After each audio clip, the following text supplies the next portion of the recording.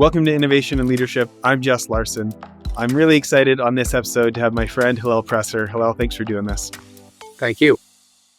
So Hillel, your intro is a bit long because you do too many awesome things. You're a successful entrepreneur, very successful real estate investor. You're one of the most successful lawyers in the country. You're an author. You're a member at R360. You're a father. You've got all these different things. I'm interested how you introduce yourself when you first meet someone at a business event. Yeah, with all that free time on my hands. Really look, the most important thing to me is obviously family and friends. So, I'm married to a beautiful, great woman, Ashley. I have two unbelievable boys, 9 and 4. Sebastian is 9 and Nicholas is 4. So first and foremost, I'm a father, I'm a husband, and I'm a friend. And that's the most important thing to me. I'm an attorney by trade, but I'm really more of an entrepreneur at heart. Yeah. Well, first, I have to thank you for getting Damon John to come out and be a speaker at one of my dinner parties out here in Utah, and he spoke highly of you. Let's just start with that. You have such interesting friendships and relationships. I want to talk about Damon in a minute, but let's talk about R360. I want to give a shout out to Charlie Garcia, who got us connected originally. I'm so excited that I've been able to become the chapter chair for the R360 chapter out, Pacific West. If you were going to give me advice, thinking about these people, so for those who don't know, R360, it's for individuals who've grown their personal net worth over the $100 million mark. And it's more about all the other forms of capital, and financial capital is just 1/6 when it's emotional capital and spiritual capital and all these other aspects of a well-rounded life. Actually, I want to start there. You're such an R360 proponent. I think you're like the most connected guy out of all the different chapters. I get to see you in so many different places in the country. How do you describe R360 to people? First of all, I love R360. I was one of the first members, and in fact, I brag sometimes. My member number is 000. So I do really exist. But it's really just a great big family. I've met some of my best friends at R360. I originally joined. Some of the important things to me were, I'm growing up, I'm married. I have 2 small boys. And, probably one of the biggest things to me were, how does the spouse and children handle the money when you're gone? And, even more so important than that is how do you raise, good, nice, genuine, hardworking, grateful children, when they grow up this way? And, they didn't ask to grow up this way. To them, it's normal. So to me, the family aspect was so important. Of course, I love R360 for so many other reasons. First of all, Charlie, who started it and who's the head of R360, consider him a great friend and one of the most brilliant people and special people I've ever met. So, big shout outs to Charlie. But, I also joined because I wanted to learn about, philanthropy, privacy, security, how do you live to 120? But probably one of the biggest reasons I joined, absent the family, was really just to meet nice, down-to-earth, like-minded, genuine people. I live in Boca Raton, Florida, so I'm in South Florida, and it's not always the easiest to find great friends. So when you find them, you hold on to them. And, I don't joke, but R360, there's not one bad seed in the whole group. So, my wife and I have made some of our best relationships and friends, through R360. Yeah, it's so fun. Well, I, like you, started by getting to know Charlie, and then, Barbara and Michael who run it with him, I've been so impressed with, and then the whole rest of the team, it just keeps going on. And I'll say this, I was nervous. The day I met you was my first R360 meeting I'd ever been to. And I was like, here's, all these super entrepreneurs, 25% of R360 are billionaires. And it's like, what's this? Everybody wants to be accepted, right? And so like, what's this going to go like? And you guys were so warm, so welcoming. It was like such a great initial experience for me. And so thank you for that. And it's funny that like whether you go to New York or Texas or the other meetings, you just that is kind of a feeling across the country. it is a really special group, and I'm sure that, everyone took you right in, and I'm sure everyone was so nice to you. You get in a room with some of the most successful people in the world, and that could be scary. But every single member, every individual in the group, I mean, they couldn't be nicer people. So, yes, they've been successful, but, just great, great people. So I want to go back to this. You've got so many friends that are pro athletes and music stars and television and all these kinds of things. And I want to ask you about building genuine relationships with folks that maybe other people can sometimes see as a mark or a walking ATM machine, right? Like, you have a reputation across R360 as like, Hillel is that really nice guy who will help you. I mean, I've heard your name at so many different chapters, and you put in this effort to go physically be there and build these relationships. I'm interested, what do you think is one of your top principles for becoming friends, like more than just acquaintances, but like truly friends with people who have a lot of people pursuing them? Sure. Well, I mean, if you look at, any principle, like even if you look at sales, right? I'm going to quote one of my good friends. I don't know. Have you ever heard of the Little Red Book of Selling? Yeah. So it was one of the all-time, highest selling sales book ever. I think they sold about 5 million copies in 100 different languages. It was written by a gentleman named Jeffrey Gittimore. And he wrote 10 or 15 other, bestsellers, sold millions of books. In fact, he was the only person chosen ever to rewrite all of Dale Carnegie's sales material. And Jeffrey's been a huge, huge, very, very close friend of mine. I'll introduce you, for the last 15 years or so. And Jeffrey just spent the weekend at my house. We're working on a business that we're starting together. And, I'll never forget, hearing Jeffrey talk and reading his book. And, one of the things he said was, all things being equal, people want to do business with people they like. And all things being not so equal, people still want to do business with people they like. And he would go on and he would say things like, make a sale, make a commission, make a friend, make a fortune. So I say that because everything comes down in life to relationships. And I didn't say this, so I'm stealing someone else's words, but someone in R360, I remember him saying, he'd said, your network is your net worth. Your network is your net worth. And I couldn't believe in that more. To me, the most important thing in life, in business, is to have relationships. But the important thing is to have genuine relationships. So, I'm not going to click with everyone. And there's some people that I don't have relationships with or I'm not friends with. And that's okay. I am who I am. If I'm not who I am, I'm never going to come off as authentic. So I'm never going to change who I am. So I'm not going to be everybody's cup of tea. But my goal in life is really just to, have fun, meet great people, make great, real lasting, genuine relationships, and help as many people as I can. And if you do that, everything will come around. I'm a big believer in karma. Yeah. Well, I'll ask the reverse question. I really enjoyed getting to know Jared Nixon, CEO of Shark Digital, and obviously Damon John. What do you see as rookie mistakes when people are trying to become friends with, high profile people like that, extremely connected people like that? Sure. Those people are used to everybody coming up to them and trying to build, quick relationships, B, asking for things, et cetera, et cetera.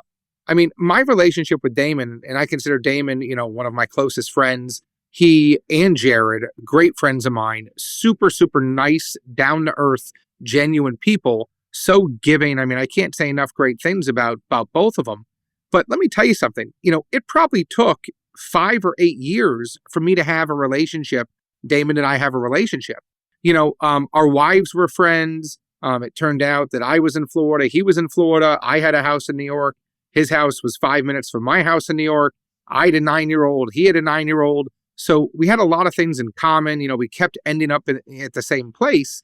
But really, our spouses became friends first. And, I was busy traveling the world on business. And Damon, of course, was busy traveling the world on business. And it probably took us 5 or 8 years to link up. And, one day we're on my boat together, the two families, and we just kind of sat there and we were like, what have we been doing this last 5 to 8 years not hanging out? The wives have been hanging out, but we haven't. And, ever since then, we've just had a great relationship. And, so many people want to say, what's in it for me? I want to do the opposite. I want to see where can I add value? I'll give you a quick story. The other day, Damon and I had some sort of, business together, and, Damon wanted to send me a check. And I said to Damon, no, don't send me the check. You keep the money. And, Damon was like, well, no, I don't want to keep the money. I'm sending you the check. And, here we were arguing back and forth. I said, I don't want the money. He said he doesn't want the money. And you know what? We both mutually agreed, let's just donate the money to charity. And that's what we did. So I think that people try really, really quick to be friends with people, not for the right reasons.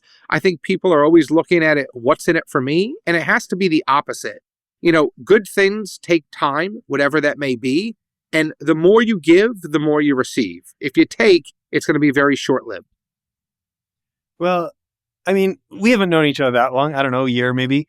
And I've seen this habit from you over and over. I look at or even just listening to other podcasts you've been on, I see you get on shows and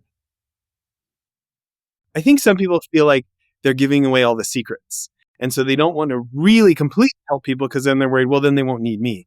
But I watch you get on other shows and you're like, listen, there's this huge percentage of business owners that after they sell the company, the next guy messes with the formula and it doesn't make as much money as it would have if he hadn't basically screwed up your company. And then he tries to sue you that didn't make as much after he's the one that messed it up. And that's not something the business press is constantly talking about. And you get on there and you completely lay out for people, hey, listen, so you need to do this way, do this way. And it's not like, call me, I'm the only one who can do this for you. There's no one else that can do this. You're genuinely helping people, whether they use you or not. Obviously, the books you've written, you're just you're kind of giving away the family secrets. And you're helping way more people than ever pay you. But my guess is that generosity also bears fruit. It's kind of like you're gonna harvest the seed you plant. Can you talk about that? Yeah. So, you brought up two issues. So you talk about the business owner who sells his business, right? And I'm an attorney by trade and my love is my asset protection law firm. So, we help, successful high net worth business owners protect their assets from lawsuits. We make them uncollectible and judgment proof. And, it happens every time. The business owner always says, hey, listen, I sold my business. I'm finally free of liability. And I have to kind of joke with them and look them in the eyes and say, no, you've actually never had more liability than you have now. And, they look at me like I'm crazy.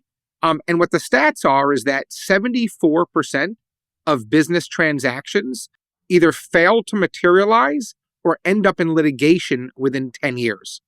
And the reason that happens is because 55% of US companies lose a minimum of 40% of their gross revenues during ownership transition. So if you think about it, it makes sense, right? If you've run this plumbing business with 20 trucks your whole life, well, when you sell it, nobody runs it like you. Income goes down, expenses go up, and then a year or two later, they sue you for fraud. My term for that is renegotiation. So I always tell people, when they sell their business, the minute they sell it, take the chips off the table and protect your assets. Now, when I do that, to me, there's no secrets in this world anymore.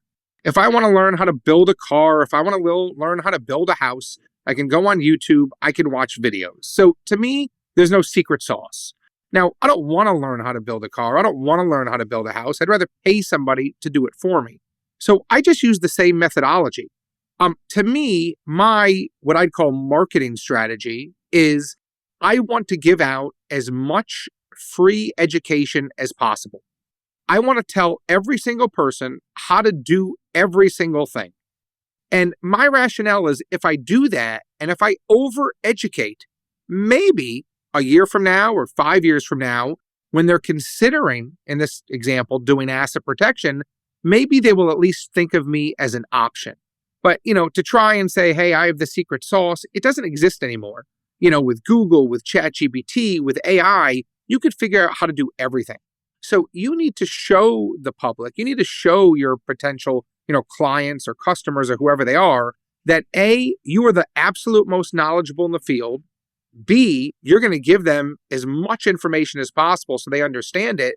And then if they want to use you, hopefully you're at least one of the guys they interview. And that's always been my philosophy. Yeah. Can you, before we move off that topic, obviously I called you for advice for our newest business. Can you talk about a couple of basics like own nothing, control everything, and it's not about hiding things? Can you go through some of the basics that people who haven't spent time in your world, maybe somebody listening, they are founder of an investment fund or founder of a business and they have created substantial means? Yeah. So it's pretty simple in the sense that everybody is worried about growing, and how do I accumulate assets? The problem is nobody thinks about the most important thing, which is preservation of wealth or preservation of principal. There's only one thing worse than not making money, and that's losing money. So what I tell people is I said, look, you spend a lifetime making money, but we live in a very litigious, frivolous society where one lawsuit can wipe everything out. Now, you don't even have to do anything wrong. We could be sitting on this podcast. You can have a child that drives your car, unfortunately gets in a car accident, and because it's your car, you get sued even though you did nothing wrong. So the challenge I give to all my clients is for every 60 minutes you spend making money, just stop and spend 60 seconds thinking about how to protect it. Because we live in a very, very frivolous society. Lawsuits have become the next biggest business. Insurance doesn't cover a lot of things. So if somebody owns any asset, whether it's money in the bank, real estate, shares in a company, if they get sued, they can lose that money. They can lose that real estate. They can lose the shares in a company. I help people retitle their assets. I don't tell them what to invest in. I just help them retitle whatever those assets are. So if they do get sued, they're uncollectible and judgment proof. Yeah. So can we give people a couple of things that might be interested in investigating before they, to kind of whet the appetite? And then I'm going to recommend that they read your books. By the way, will you tell us the books that you've got, and specifically will you tell us the new ones? Sure. So 2 of the newest books, one is Financial Self-Defense. That's this blue book here. I always recommend that if people really love asset protection, this is a great book. Another book that I wrote is one called Asset Protection Secrets. And the nice thing about this book is it's all Q&A. So you can literally turn to one chapter, how do I protect my real estate, or how do I protect my investments, and in 2 minutes learn something. And Jess, obviously, we're good friends. And if anybody contacts me and they mention your name, I'm happy to send them the books complimentary so they can educate themselves. But, a few kind of techniques or strategies that people can think about. I'll just go over 2 or 3 quick ones. Number one is, how do you title your car? So if there's ever a car accident, there's 2 people who get sued. The driver of the car gets sued and the owner of the car gets sued. So what that means is that the car should only ever be titled to one person, and that one person should be the primary driver. So if there's a husband and wife, the car that the husband drives should be in his name and his name alone. The car that the wife drives should be in her name and her name alone. If the wife is driving the husband's car, or the son or daughter is driving the husband's car, if there's an accident, the driver will get sued as the driver, but the husband would also get sued as the owner. So easy way to avoid lawsuits with cars is only title the car to one person. Primary driver is. Don't have your wife driving your car. Don't have your kids driving your car. Their cars go in their names. Same thing with the business. Never put your personal vehicle titled to the business. People do it all the time because they want to expense the car payment. But what happens if you're going to dinner on a Sunday night and you get in a car accident? You get sued as the driver and the entire business gets sued as the owner. So I never like to see primary cars in the business. And when it comes to personal, the car should only be titled to one person, and that's the primary driver. Another strategy is just think about real estate. So if you buy a rental property for $500,000 and that's in your name, well, if you get sued, you can lose that rental property. Even worse than that, if you rent it out and somebody gets injured on the property, well, because you own it, they can sue you and come after everything you own. not just that property, but all your other real estate, your money, your businesses. So when you have real estate, you want to title that to some sort of protective entity, normally some type of really protected asset protection LLC. And that way, if you get sued, nobody can take the property because you don't own the property. The LLC owns it. And that way, if somebody gets injured on the property, they can't sue you because you don't own it. The LLC owns it. So, those are two examples, and we could talk for hours. There's dozens and dozens of strategies. One or two other quick things are, there's things called exemptions. Exemptions are just laws that protect certain state assets. So, for example, in Florida, your house is protected, your retirement accounts are protected, your life insurance is protected, your annuities are protected. So if you just invest in the right assets, and by the right assets, I mean exemptions, whatever they are for your state, you could be worth $10 million, $100 million. And as long as that money is invested in the class of assets that are protected by state law, nobody can touch them. And lastly, and again, we can go on, I always joke with people and I say, poverty is power. It is cool to be poor. So, I always say, what's the first thing somebody does before they sue you? They look you up to see if you're a good candidate for a lawsuit. And, what's $1 million house worth if you owe $950? Or what's a $100,000 Mercedes worth if you owe $95,000? There's ways that you could put enforceable liens, mortgages, encumbrances on your assets. I call it equity stripping. That way, if somebody sues you, they're not first in line. There's already a secured loan in front of them to make sure that you can keep the asset. Yeah. It is interesting because, we all know there's a lot of lawsuits out there, but it's not something that is talked about as much. So maybe slightly more technical, one that I've been spending more time learning about this year. Can you talk about like a ding or a ning, these like non-grantor trusts? Yeah, so I'm not going to get into that specific just because it would take too long. Yeah. But the point is that there are so many different types of trusts out there. There's domestic trusts, there's international trusts, there's revocable trusts, there's irrevocable trusts, there's asset protection trusts, there's tax trusts, there's estate planning trusts. So without getting too specific, there's a lot of things that you can do to accomplish what you want. I had a couple come in here the other day and they said, hey, we have a lot of assets. We really want to get them out of our estate. We really want to put them in, irrevocable trusts and things of that nature. But, we're just not ready to give it to the kids. They had heard the story of their friends who put everything in irrevocable trusts for their kids. The friends ran out of money. They asked the kids for a loan and the kids told them to get lost, right? So I always tell people, be very careful with irrevocable trusts. But I was able to sit down with them and say, hey, listen, do you guys have a good marriage? And, they were laughing at me and looking at me crazy. And, I asked them, do you have prenups? Do you have postnups? And, the ultimate point was that they had been married forever. There was no prenups. There was no postnups. They had a great marriage. And I said, why don't you consider doing this? And I'm just going to use an easy number of $10 million.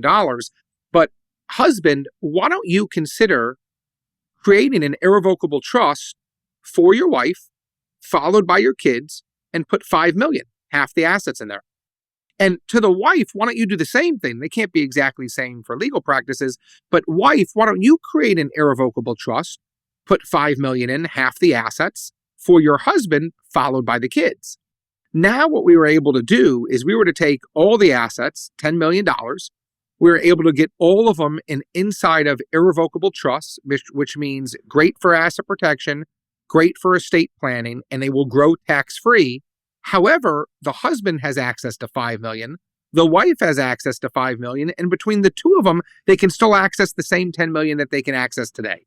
So there's some incredible trusts out there where you can use very, very simple techniques like that to accomplish tons of goals. Yeah. Well, I want to switch gears and I want to talk about building the business.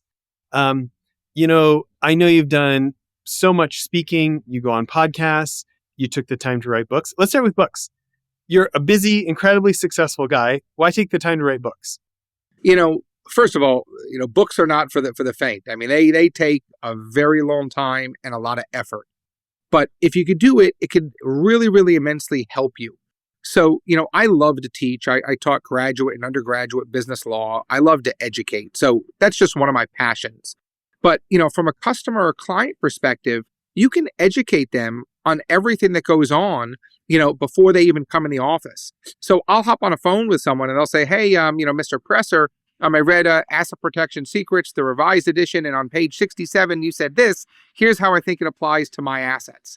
So they're already doing the work for me. So again, the more you can educate, the more you can prove to your client that you are the expert in the field. And it makes your job so much easier because you are now giving them the knowledge base that they need, before they even call you. Yeah, that's great. Let's switch gears for a minute. Let's talk about real estate. I, like you, am a huge believer in real estate ownership and cash flow. And can you talk about your passion there and your successes and why that has become such a big thing for you over time? Yeah, I love real estate. And I always say, I think we're all a product of our environment, right? So I grew up in a family, and my family, when it came to assets, amongst other things, some of their main holdings were bonds, okay? They weren't worried about the big hits, give them their 5% tax free and they're happy. Real estate, what a great investment. You can put whatever it may be, 10, 20, 30, 40% down, over time, it pays off itself. It produces income. It's a hedge against inflation, et cetera, et cetera, et cetera. So I grew up seeing real estate being invested in, bonds being invested in. We were never big stock guys. So no surprise that I like to buy as much real estate as I can. I like to buy, tax-free bonds, even some taxable bonds. I have some stocks, but I'm not a huge stock guy. And of course I have other assets, but that is what I learned. So, especially in today's economy where, we don't know what's going to happen to the dollar. It seems like, the economic policies, and economics change, maybe not as quick as AI, but, all the time. So to me, real estate is just a great class of asset that is there. That should hopefully appreciate, that you could buy the whole pie, 100% of the pie for 10 to 40% down if you don't want to pay cash. And of course, gives great depreciation, for taxes. So, there's just so many great things when it comes to real estate. Now, right, it's not easy, right? How many times does someone call me and say, oh, hey, my toilet or my AC is not working, or hey, I have a strip plaza and something happened. So, be careful what you wish for. It's not just like you buy it and you walk away, but, for a long-term hold, any property I've ever sold, and I don't sell a ton of them, most of them I wish I didn't sell. So, what sub-asset classes do you like? Are you residential, industrial? What do you like historically, and what are you going forward? So I tell people I'm a mom and pop shop. So what I mean by that is I'm not the guy who owns only all self-storage. I'm not the guy who owns only, residential units. And I say that because things change. So, if you would have looked, 15, 20 plus years ago, nobody in their right mind wanted to own residential. Nobody. It was all commercial. People only wanted commercial, hopefully triple net properties, but they did not want to deal with residential units. Now, fast forward to 2025, the only thing people want to own is residential units. So, things change with the time. So I like to diversify. So to me, I don't care what real estate asset class it is. I look at, can I rent it? So I don't care if I own a 1,000 square foot condo. I don't care if I own a 40,000 square foot shopping center. I only care is, do I believe that in every economy, I'm going to be able to rent it out? So when I'm looking for things, I'm looking for, residential in good areas where people are, where I think people are going to want to move, not just now, but in the long term. When I'm looking at commercial, I'm looking at, what is the traffic value? How many cars drive by every day? Because to me, having a place of business where 40,000 cars drive by every single day, that's a walking billboard. And, right there is worth another $5,000, $10,000 a month. So I like anything that I believe I will always be able to rent out. And I own everything that you can imagine in every single real estate asset class. And are you more of a Southeast guy? Or are you all over the country, or what do you like regionally? I'm more of a Southeast guy, so I'm based in Florida.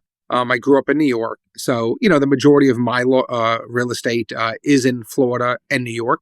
I like certain areas of New York, but Florida's growing. It's tax free. I've had some properties other places, but I do focus. I want to be somewhere where it's not too hard for me to manage. Yeah. Let's talk about entrepreneurship. Like you built your giant practice. You've got substantial real estate holdings, but you're starting companies and growing businesses and partners and investing. Can you talk about your philosophy in growing new businesses and deciding what to start and what to invest in? Yeah. So, I mean, look, the most important thing in my mind is to invest in yourself. And I'm going to tell you a story of how I kind of got my first law firm. I'm not sure if I've told you the story before, but, when I was fresh out of law school and I decided I wanted to do asset protection, the great news was it was a niche. The bad news was it was a niche. There was only 5 or 8 guys in the whole country that were doing it. So, I tried to get a job. I couldn't really get a job anywhere. I opened up my own practice. I was doing well for a kid. I was sending FedExes to the asset protection attorneys. Hey, I'll move to Orlando and work for free. I wasn't hearing back. And then one day, I was in Fort Lauderdale at the time. There was a gentleman in Boca who was the grandfather of asset protection. He had practiced for 40 years. And I knew of him because he had actually helped my family do asset protection. And I'll never forget, I made a meeting with him. He knew who I was, but nothing about me. And I looked on his website and I saw that he had a blue suit and a red tie. And I put on a blue suit and a red tie. I figured this must be this guy's color scheme. And I went into his office. I made a meeting. He didn't know why I was coming in. And I sat there for an hour and I told him how I wanted to work for him. And he told me, he was like, look, I can already tell you'd be unbelievable, but you see that guy over there? And he pointed to a lawyer that he just hired. He said, I just hired that guy and I can't step on his toes. I can't hire you. So I said, okay, you know what? Here's what I want to do. How about I work for free for you for 6 months? And if I'm not the best lawyer you've ever had, we shake our hands and go our separate ways. He looked at me like I was crazy. Everybody's so worried about, how much money you're going to make. You just spent hundreds and hundreds of thousands of dollars on college, hundreds and hundreds of thousands of dollars on law school. I'd rather get taught by the Michael Jordan of asset protection than worry about how much I'm going to make. So I left, I sent him a thank you card, and, I was feeling good because I figured, hey, I'm going to learn from the master. I followed up, and finally he told me, I'm sorry, Hillel, I can't hire you. I said, what do you mean you can't hire me? I said, I'm working for free. He said, I know you'd be amazing, but I just hired that other lawyer. He's a family friend, and I can't step on his toes. So I said, okay, what am I going to do next? I said, I know. I said, sir, if you won't hire me and if you won't let me work for free, I'm going to hire you. What is your rate? And he looked at me like I was crazy. He said, what do you mean? I said, I am going to hire you today. How much do I have to pay you as a retainer? He said, well, first of all, you already know what to do. And second of all, you don't have any assets to protect. I said, I'm hiring you. And I took out my checkbook and I wrote him a check and I hired him to be my attorney. And now he was forced to spend time with me. I was creating structures I didn't need, but you know what I was doing? I was learning and I was building a relationship. And every year back then, they had a asset protection conference in the Bahamas. I ended up taking it over and moving one to Zurich, Switzerland, Liechtenstein. And I made sure I was on the same plane as him. I made sure I had breakfast and coffee with him. I made sure I sat next to him. I made sure I had lunch with him. I made sure I stayed at the same hotel with him. And while we were there, we said, you know what? Look how few people in the whole world know about asset protection. And while we were there, we started the National Association of Asset Protection Attorneys. So now we had all the old timers who had been practicing for 40 years calling us to be part of our organization. And I'll never forget it. He called me into the office one day. I knew something was going on because we met about once a month and I just met with him a few days before. And I drove up to Boca and he looked me in the eye and he said, Hillel, there's a time in every man's career to go up and there's a time in every man's career to go down. This is your time to go up. This is my time to go down. And I said, what do you mean? He said, I know you have a successful practice in Fort Lauderdale. It's a Hail Mary pass. Come as little or as much as you want, but let's give it a shot. And I said, what do you mean? And he looked me in the eye and he said, pretend you're on a cruise ship and the captain died. Here are the keys to my office. you now own 50%. Now, this was the one guy who wouldn't let me work for free, was now handing me 50% at a multi-million-dollar practice. So I tell that story because the best thing you can invest in is yourself. Most people would send a resume, and if they don't hear back, they don't even do anything. Go to Kinko's, buy thick paper, get your resume bound, go show up in the lobby of where you want to work, ask if you can shake the hand of the hiring partner, tell them you'll sweep the floors and work for free. Who cares? Just get the door cracked open and get in. I can hire someone for $10 an hour, maybe not that cheap because of, minimum wage, but I can hire someone for $20 an hour. And if I don't pay them what they deserve, they're going to leave me. On the other hand, I can hire someone for $500,000. And if they're not good, in 2 weeks, they're out. So the number one thing you can invest in is yourself. Nobody will pay you like you pay yourself. So I never cared about how much money I was going to make today. It was always the end result. Well, I think it's actually one of the things I admire about you is this philosophy of long-term relationships over short-term sales.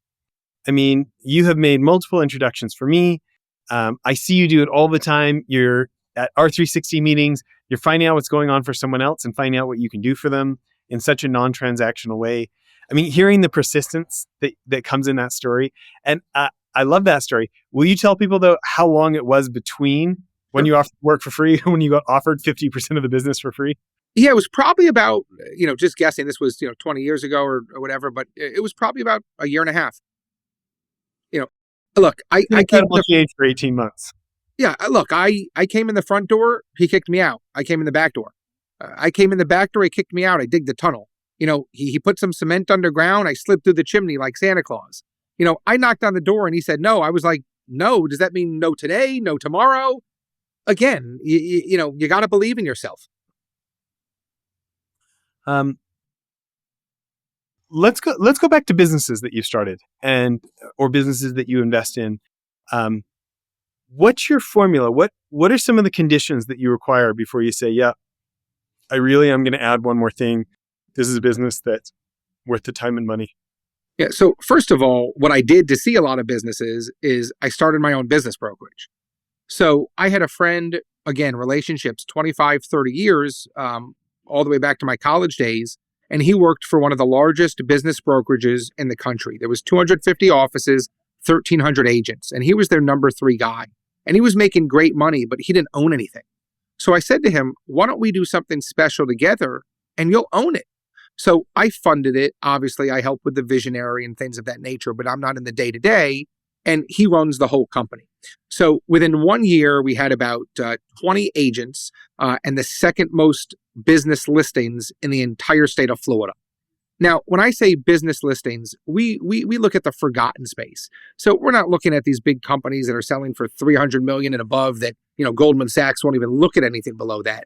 We want the forgotten space. What about we just sold a $4 million painting company. We're selling a $600,000 pizza shop. So we're looking at the space that nobody cares about. And I love it because I get to see 1,000 businesses a year and I can cherry pick and say, do I want to buy any businesses of those for myself? But what I'm looking at is how will that business do in every economy, right? We've been taught a lot of lessons. What happened in COVID, right? So how will that do? Is it cyclical? Number 2, I'm always looking for businesses that have reoccurring revenue. Okay. I don't want to have to make the sale over and over and over and over again. And also, is it something sellable? So I'll give you an example. I love my law firm. It's my passion. I'll never get rid of it. But law firms are very tough to sell. I've actually bought and sold several law firms. Last one I bought had 80 people and 13 offices, but it's very, very hard to sell a law firm. So I do that because I love it, not because I ever think I'm going to sell it one day. So I want to look at as many businesses as I can. I want to make sure the business, is not cyclical. It's going to be here through any different type of economy, good, bad, or indifferent. I want to make sure that there's recurring revenue, and I want to make sure one day if I want to sell it, I can sell it. It's funny how often Simple but powerful ends up working. It's the simple businesses that make money. The complex ones, they could be okay, but simple makes money. Yeah. You know, there's so many people who are not the visionary entrepreneur who want to tell visionary entrepreneurs, you can only do one thing. You have to focus. You can only be one thing. You can only do one thing. And I got to tell you, I love having people like you on the show who prove that's not true. Who it is so successful in so many different things, and maybe one at a time, or maybe things like this. But can you talk about having like a portfolio life? It is true. It's true for the person who's saying it. All he's saying is he can't have more than one thing.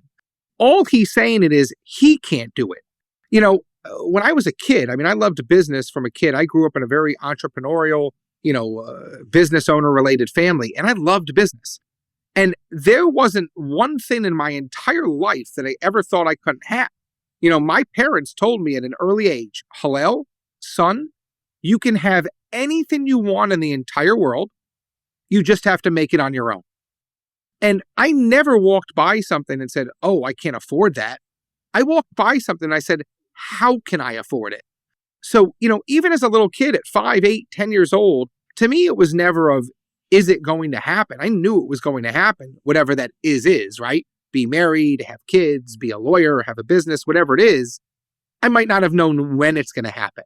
So, everything starts here. And, Jesse Itzler, great speaker, he's got this great video, on the words you speak matter.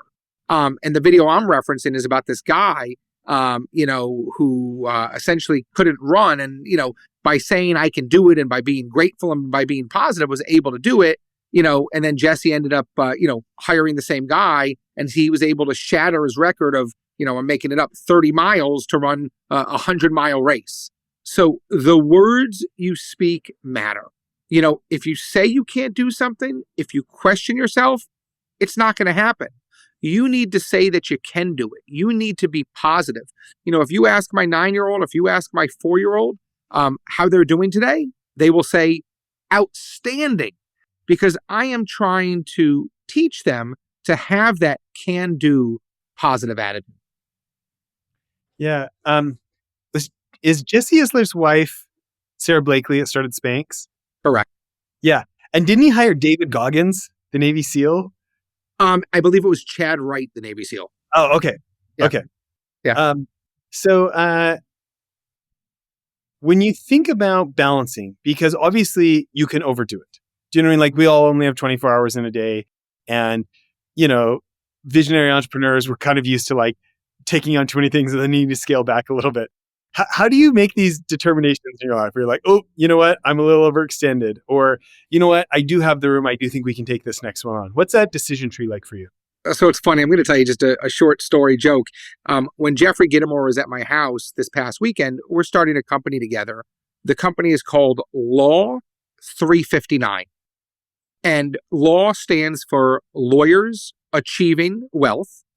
And 359 is because, 360 is the full circle. We're going to teach these lawyers everything minus the law. So they've already learned the law in practice. They've already learned the law in doing the bar. They've already learned the law in, law school. So we're creating a peer-to-peer group only for lawyers to teach them how to be successful. That's Law 359. And we're going to talk about how do you write? How do you speak? How do you value bill? How do you be the expert? How do you earn a mentor? How do you get clients and attract clients? How do you retain clients? Et cetera, et cetera, et cetera. And when we got to the part about work-life balance, Jeffrey made a joke, and Jeffrey said, if you balance your life, you can't balance your checkbook. And I found it funny, and there's some truth to it. Entrepreneurs, to me, what I tell people, it's always business, it's always pleasure. I'm always working, and I am never working. Well, so I see this because I've been able to meet your wife and kids because you bring them these cool places on your trips. I bring them everywhere. And, again, I go to the office. I like going to the office. I take my sons to school every single day. I drop them off and come to the office, and I'll work till 3 or 4 o'clock. Now, that doesn't mean I won't work when I get home. I may take a phone call. I may, have an email, but, work-life balance is tough. But again, you got to figure out what are your priorities.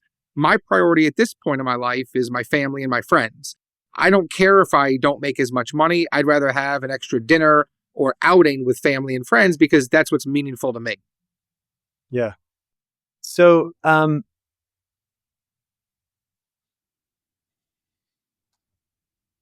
when you think about people who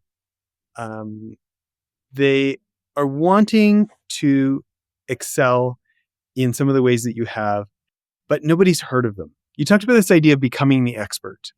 There's so many studies that show being the recognizable name, being the name on the tip of people's tongues just makes a lot of money. And yet, for some folks, it can be such a block because it feels unhumble to look for attention for ourselves. And we've all spent time with those blowhards who maybe they don't have the goods, they just claim to. And those people are so off-putting. Nobody wants to be confused with one of them. And a lot of times the people who've put in the effort to really have a unique skill set have not put in the effort to learn Instagram or some social media or something like this, right? When you're helping highly competent people who have woken up to the fact of, I need to not just be good at my job, I need to be recognized as the expert in order, it's very hard for people to hire me if they've never heard of me. What are a couple of principles that you help people with when they're, trying to become well-known for the first time? Well, first of all, they have to be willing to put the work in because, you got to work. And then after you do that, you got to work some more. There's so many people who want it, but there's very few people who are willing to do what it takes to get it done.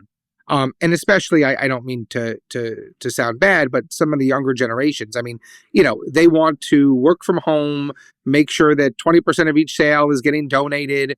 Within 6 months, they want to be the president of the company. It's unbelievable. And I don't want to say everyone, I hate grouping everyone, but some of these younger generations, it's very, very tough. So number one is work ethic. Are you willing to do? You don't have to be the smartest person. You just have to be the hardest working person. And are you, first of all, willing to do what it takes to be that person? So that's number one. And either you got it or you don't. If you're willing to do it, everything else is easy. Everything else is downhill. The more you're right, the more credibility, the more money you'll make. The more you speak, the more credibility, the more money you're making. So there's ways where you can become an expert in the field. And like you said, you have to use your powers for the good, right? You don't want to become this expert and then not do quality work. So you want to be known, but you want to be known for the right reasons and for doing quality work, not the wrong reasons. Yeah, there are so many stories in history of the best product doesn't win.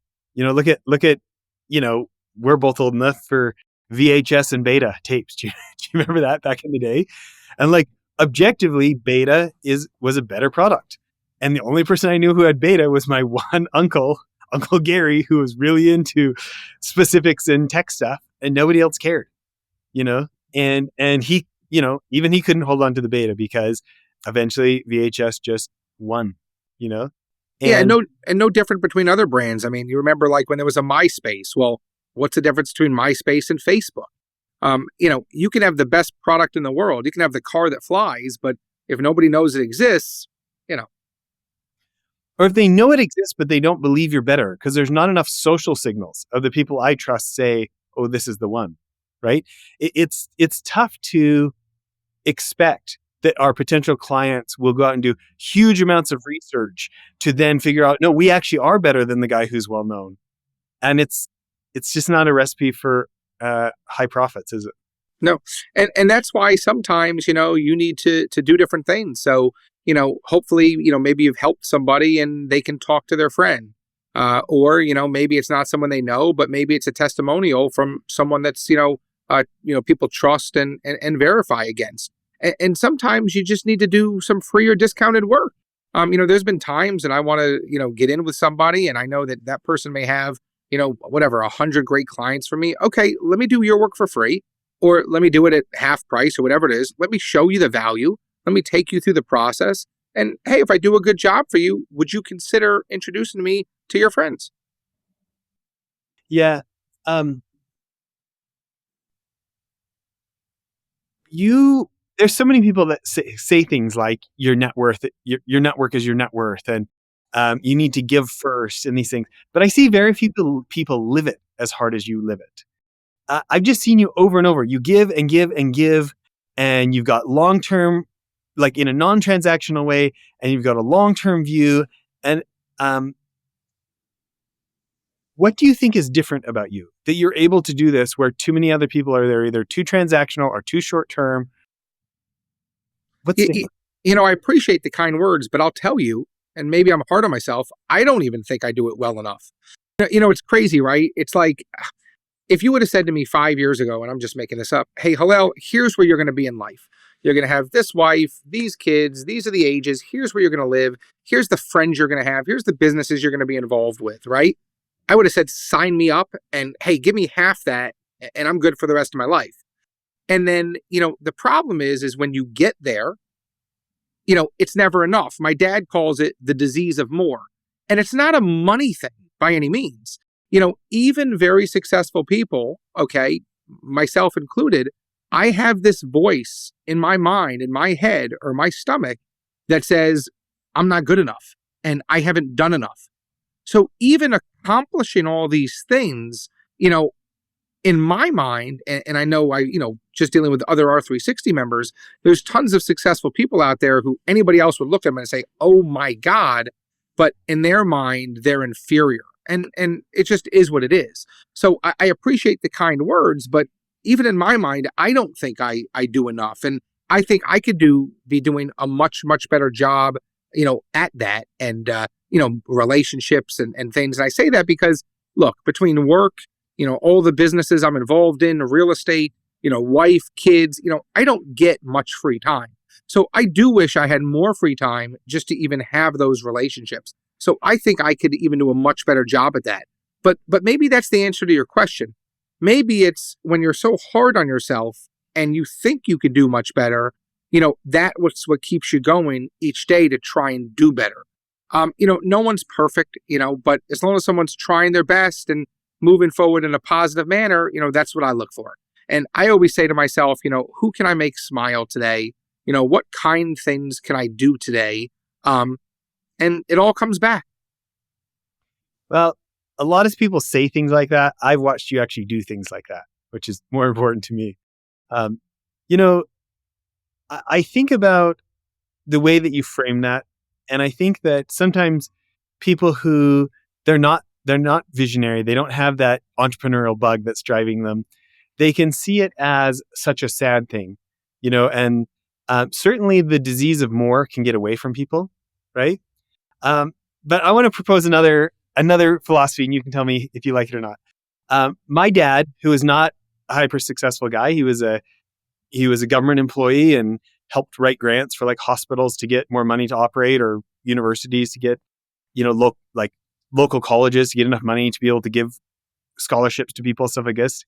Very creative guy, but not hugely financially successful by the world standards.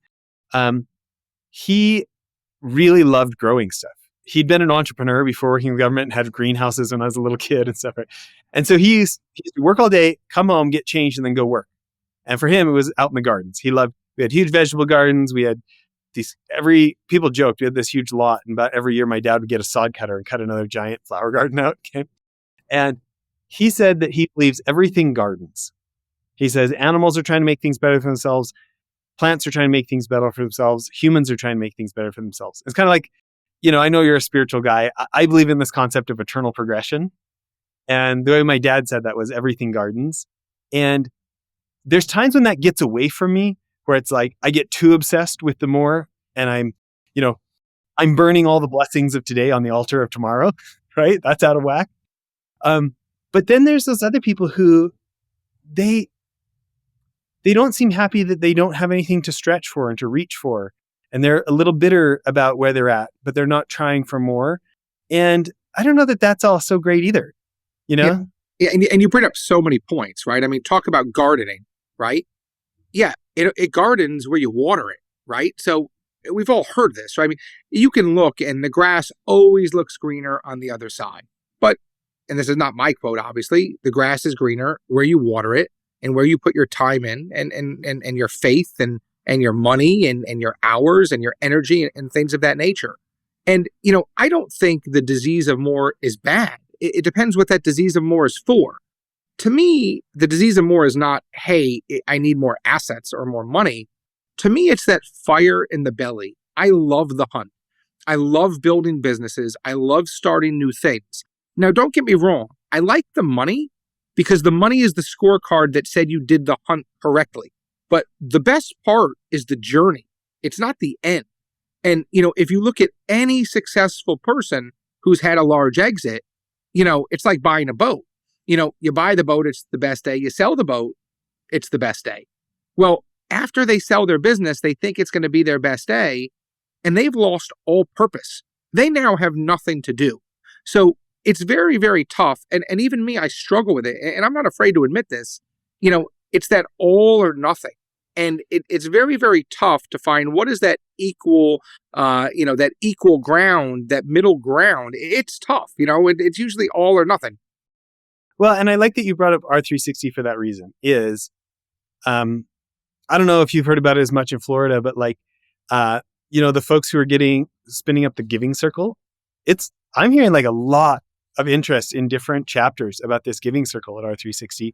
And I think like taking these entrepreneurial builders and creative people and harnessing some of that for good and having, giving back and philanthropy and improving their communities and helping children as kind of like maybe the next mountain to climb, and especially bringing their family with them to come do this philanthropy and giving back as a family unit, and having that as part of like their family meetings of what does it mean to be a member of our family, and what, like intentionally having these conversations. What is the future of our family? What do our values? How does our schedule, how do our actions line up with our values and stuff? And I think it actually ties back. I mean, I've heard so many people when I ask, why did you join R360? Why did you stay in R360? And so many of them say like, I want help on not raising entitled children. And in fact, I want my kids not to just be stewards of my money, but to be wealth recreators and make the world better in their way, and to like get out from under mom and dad's shadow. And, I did it myself. I didn't have somebody showing me how to do this. I don't know how to, I could use some other good ideas on how to like help the next generation be the best version of themselves. And I think Circle is going to be a fun way. Yeah. And one of the best things I think R360 has is their young rising leaders. And what it is it's for the kids. I think it's 18 and older kids or grandkids of members. And it's the most incredible thing. I mean, they're networking, they're meeting each other, they're learning and getting educational content, at a smaller level than we are. I've went and spoke at several of the events. I mean, these kids are so impressive. I'm jealous. Not that I want my kids to grow up so quick, but I remember going to Charlie and saying, Charlie, I am jealous. Like, you got to be 18 to be in this program. What about my kids? And, Charlie looked at me and he said, Hillel, shut up and do something about it. So what I did is I started in R360, the Young Family Circle. And we do fun things. We do educational things. It's for members with kids or grandkids under 18. So, we did a huge carnival at my country club. That was fun. Okay. We also did beach cleanups. We were learning.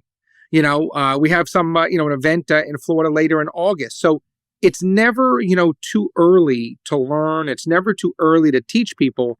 And, R360, I mean, again, I can't say enough good things about the organization, and especially what they do for the kids. I mean, the kids 18 and above, I mean, the criteria that they're getting, it's to die for. Yeah.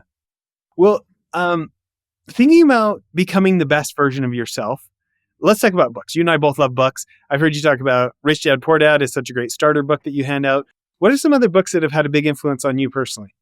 Yeah. So, I used to read, the most books I'd read were real estate books and marketing books and business books and sales books. But, some of the kind of the books that stick out in my mind, number one, like you said, Rich Dad, Poor Dad, what the rich teach their kids that the poor and middle class don't. I just think that's a great beginner starter book for someone. I think it's incredible. Also, I love, of course, Jeffrey Gitomer's book, The Little Red Book of Selling. But, probably one of my favorite books out there also was the Dalai Lama, The Path to Tranquility. It had like an excerpt every single day, that you could read one a day. And, if you could follow 1/10 of those practices, you'd be in a good position. But there's so many great books out there, so much knowledge. And, today with AI and technology, you can even get the 5-pager on a book. You can, ask AI for the 10 best points. I mean, you can read 100 books in a day and get all the value. Yeah. I haven't heard people talk about this Dalai Lama one. What was it about it that spoke to you so much? So it's an old book. I mean, I remember first reading that book probably, I'm just going to guess, plus or minus 25 years ago. But real big, thick book, hardcover, Dalai Lama, Path to Tranquility. And it was broken up into very, very short sections, whether it was a paragraph, whether it was 1 or 2 or 3 pages. And each thing taught you something else. And it was really nice because, for someone who doesn't want to sit down for 2 or 3 hours, or doesn't have the time, you could spend a few minutes, but really get immense value. Yeah. I love that. I'll give you a recommendation when I think you'd Please. like. You're such a dedicated dad. So I'm a churchy guy. I start my day off with scriptures, and then after that, every morning I listen to a short little chapter of a book from Ryan Holiday called The Daily Dad. Do you know that one? It sounds familiar. It's pretty awesome. It's really about parenting. Moms could read it too, but he's a dad. He wrote his dad's. It's a lot of like Stoic wisdom, from Stoic philosophers, but with modern day examples, and especially where I can get intense and I can get focused on work, or the disease of more is getting a hold of me, or I'm anxious in the morning. It's like this additional reset of like, oh yeah, what really matters? What's going to matter in 30 years from now? Yeah. And if you want your kids to spend time with you when you're older, you got to spend time with them when they're younger, right? I don't know if it was Charlie who said this, or it might have been Charlie who said, I think it was Charlie who said somebody else said this. Right. And I've heard Charlie say it a few times, which is, he says, the person who is the richest man is when his kids are older and the man has nothing, he opens up his hands and all of his kids run to him. And look, my biggest thing right now is, how do I raise good children? My sons are 4 and 9. We live in Boca Raton, Florida. I did not grow up the way they grew up, right? I grew up in upstate New York. If I wanted a Diet Coke, I could have it. I just had to clean my grandmother's tires of her car and hope she'd pay me. But I did not grow up how my kids grew up. And how can I expect them to have the same hunger or thirst that I have? I mean, and it's not their fault, and sometimes I got to remember that. But, my biggest thing is, how do I raise good, productive children? That is number one on my list. I want them to be hardworking. I don't care what they do. I don't care if they go to law school. I don't care if they're in business brokerage. I don't care if they're a school teacher. I don't care if they, volunteer, but I want them to work hard, use their full potential, be nice and kind to people, be thankful, be grateful, be appreciative. And it's tough in a world, especially where everything's instant gratification. I mean, you push a button and the thing's at your door in 2 hours. So not easy to do. And, to me, that's my toughest thing right now. Yeah. Well, this has been super fun. For people who are saying, like, oh yeah, I guess you should probably like get the car insurance before you get in the car accident, and they want to start maybe looking at, is their property properly protected? What's your website? How can people get in touch with you? Sure. Our website is www.assetprotectionattorneys.com. So that's www.assetprotectionattorneys.com. And they can go to our website, they can fill out one of the contact us forms or call us. And again, my goal is to educate. So if they mention Jess, you or the show, I'm happy to, send them books, or I'm happy to speak to them, and whatever I can do to help them, I'm happy to. So let's say like somebody's the founder of a business, founder of an investment fund listening today. What's the first one of your books that you would maybe start someone off with? So again, it depends how interested they really are in the subject matter and how much time let's say they, they're worth millions and millions, and like this is something they've kind of known they need to do a better job on. This is, like they're interested. Yeah. So then I would have them read Financial Self-Defense. This book right here, it's great. I'm not saying that just because I wrote it. It really has just a wealth of information. And if you have an hour or two, we have it on audiobook as well, an ebook as well. But if you have an hour or two to sit down and read it, I think they'll get the most out of that. Yeah, I love it. Okay, thanks for making time to do this. Absolutely. I appreciate you having me today, and it's always good to see you. You too. Okay, bye, everyone.